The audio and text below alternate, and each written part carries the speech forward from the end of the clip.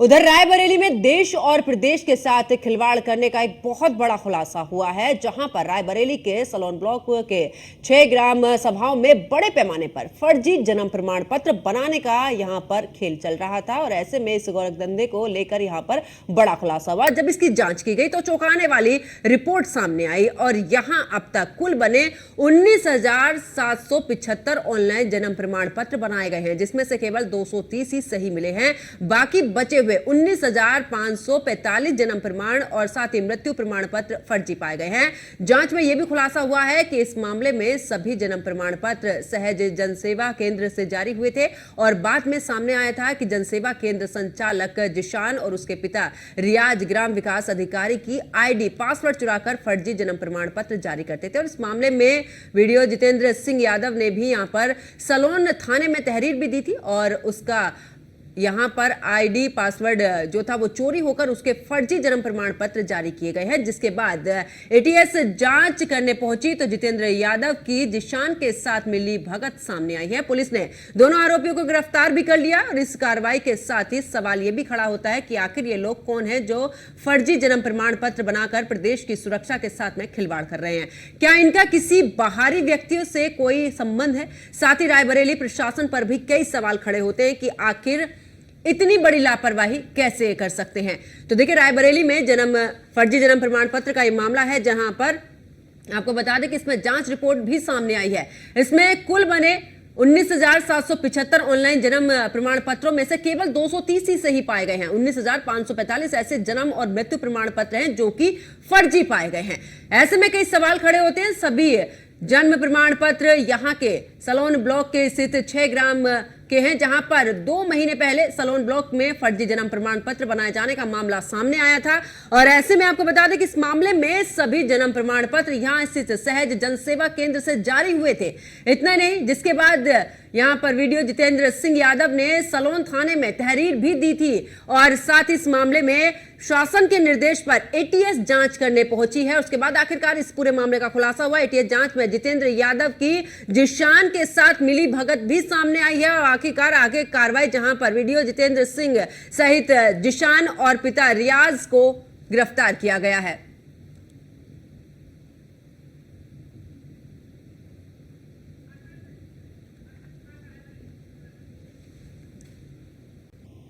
और ज्यादा जानकारी के लिए हमारे संवाददाता असद हमारे साथ में लाइव जुड़ चुके हैं। असद, मतलब 19,000 से ज्यादा ऐसे जन्म प्रमाण पत्र और मृत्यु प्रमाण पत्र हैं, जिनमें से मात्र 230 के आसपास के ऐसे हैं जो कि सही पाए गए, यानी कि इतना बड़ा फर्जीवाड़ा। बिल्कुल, देखिए निश्चित तौर पर क्योंकि ये आतंकवादी गतिविधियों से जुड़ा होना कहीं ना कहीं एटीएस इसमें जांच कर रही है और सामने आया है। 2 महीने जांच के बाद अब जो मामला सामने आया है उसमें 230 प्रमाण पत्र सिर्फ सही पाए गए। तो ये एक शुरुआत होती है जन्म प्रमाण पत्र की और यहीं से शुरुआत होती है आगे वोटर आईडी कार्ड बनने का, फिर पासपोर्ट बनने का और फिर उसके बाद देश विदेश घूमने का। तो कहीं ना कहीं ये बड़ा मामला था और इसको तारीफ करनी होगी सलोन विधायक अशोक कोरी की, जिन्होंने इस पूरे मामले को उठाया था और मामले को उठाने के बाद भी हीला हवाली चल रही थी। उस जिशान को जो सजग जनसेवा केंद्र चलाता है उसको पकड़ा गया था, लेकिन उसको छोड़ दिया गया। अब किन कारणों से छोड़ा गया, इसके लिए सलोन पुलिस भी कहीं ना कहीं कटघरे में खड़ी होती दिख रही है।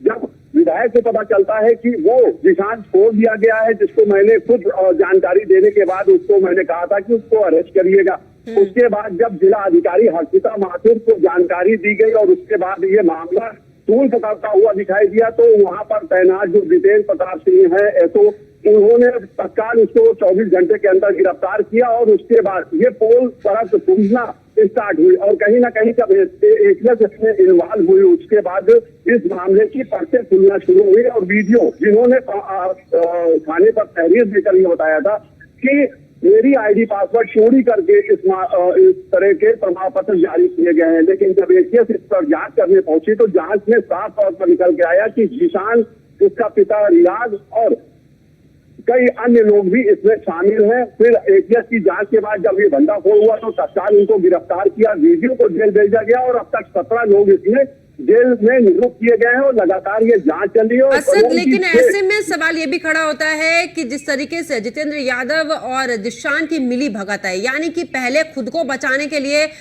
खुद की तरफ से ही इस पूरे मामले की शिकायत, और ऐसे में अब आखिरकार जब धीरे धीरे जांच आगे बढ़ी है तो परत दर परत एक अलग ही खुलती हुई नजर आ रही है। इतना बड़ा फर्जीवाड़ा, आखिरकार सुरक्षा के साथ में खिलवाड़। बिल्कुल बड़ी सुरक्षा, ये सुरक्षा के साथ खिलवाड़ है और बड़ा मामला है, गंभीर मामला है, क्योंकि ये आतंकवादी गतिविधियों से मिला हुआ मामला था। क्योंकि वायनाड और केरल में भी इन व्यक्तियों की पहचान की गई जिन्होंने यहाँ से फर्जी प्रमाण पत्र हासिल किए थे।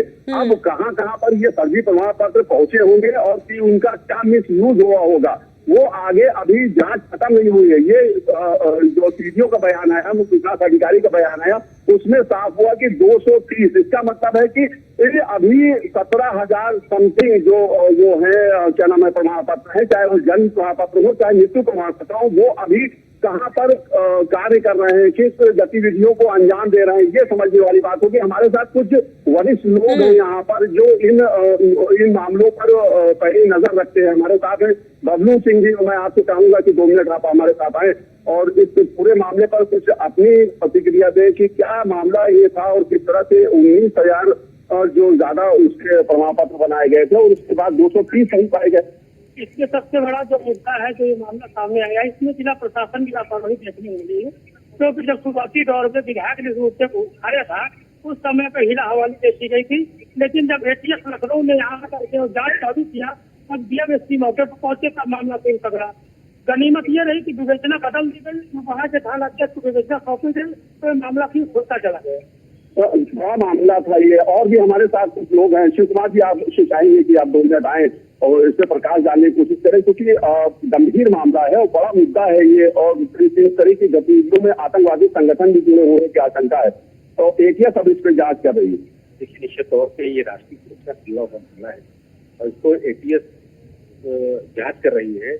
मैं तो प्रशासन से और सरकार से यही मांग करूंगा कि क्योंकि बड़ा मामला है, इसकी जांच सीबीआई करे, जिससे सीबीआई करने के बाद पर दर पर खुलती चली जाएंगी। और वास्तव में यहाँ का लोकल जो प्रशासन की नाकामी भी हो सकती है। खैर, जिलाधिकारी महोदय को मैं कहूंगा और सीओ महोदय जी उसके पूर्व थी, तो उन्होंने सही दिशा में जांच को मोड़ा। तो आज 19,500 कुछ अर्जी निकल के आए और 230 कितने बता रहे थे आप, ये सही है।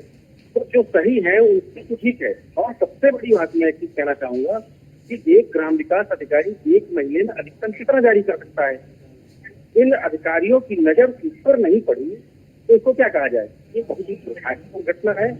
आतंकवादी घटना हो सकती है, इनसे आतंकवादियों को फायदा भी हो सकता है। इसलिए मैं चाहूंगा उत्तर प्रदेश सरकार से, माननीय योगी जी से, मुख्यमंत्री जी से कि इस पर सीबीआई जांच दिखाई जाए और जो भी है दोषी बख्शे न जाए, दोषियों के साथ। और इससे जो धन अर्जित कर रखा है उनकी संपत्तियों को, उनकी परिसंपत्तियों को शासन अपने कब्जे में ले और कार्रवाई करे। और सबसे बड़ी बात सुषमा जी, आपने कहा आतंकवादी गतिविधि भी हो सकती है, लेकिन कहीं ना कहीं बड़ा मुद्दा निकल कर सामने है, बड़ा प्रशासन की बड़ी लापरवाही। बिल्कुल, चलिए बहुत बहुत शुक्रिया असद हमारे साथ जुड़ने के लिए, तमाम जानकारी साझा करने के लिए। और आपको बता दें कि एक बड़ा ये मामला और इस पूरे मामले को लेकर फिलहाल एटीएस की तरफ से लगातार कार्रवाई भी की जा रही है। जब जांच हुई है तो इसमें पता चला है कि टोटल जो संबंधित वीडियो थे उन्होंने 19,775 प्रमाण पत्र जारी किए हैं टोटल। इसमें से 230 जो हैं वो एकदम सही पाए गए हैं और 19,545 नंबर जो हैं वो उन लोगों के उन्होंने इशू कर दिए हैं जो कि वहाँ पे रहते ही नहीं हैं, जो अनियमित तरीके से इशू किए गए हैं। तो इस प्रकरण में जांच में अभी तक ये सामने आया है, इसके जितने डिटेल्स थे वो हमने निदेशालय में भी पहुंचा दिए गए हैं ताकि इनका निरस्तीकरण की जो प्रक्रिया है, अग्रिम कार्यवाही जो है वो शुरू हो जाए। और इसकी जो जांच टीम है पुलिस अधिकारियों द्वारा, उनको भी सारा डिटेल दे दिया गया है।